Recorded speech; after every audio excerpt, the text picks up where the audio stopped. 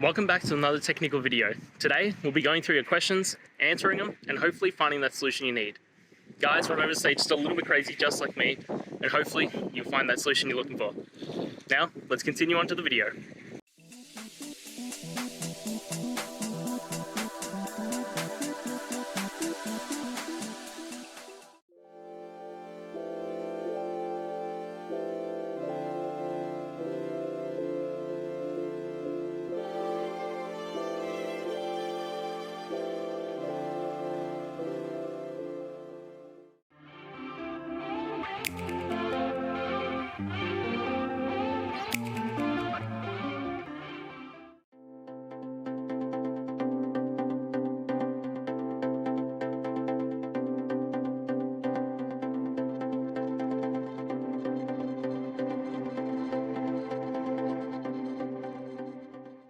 And that's it, guys.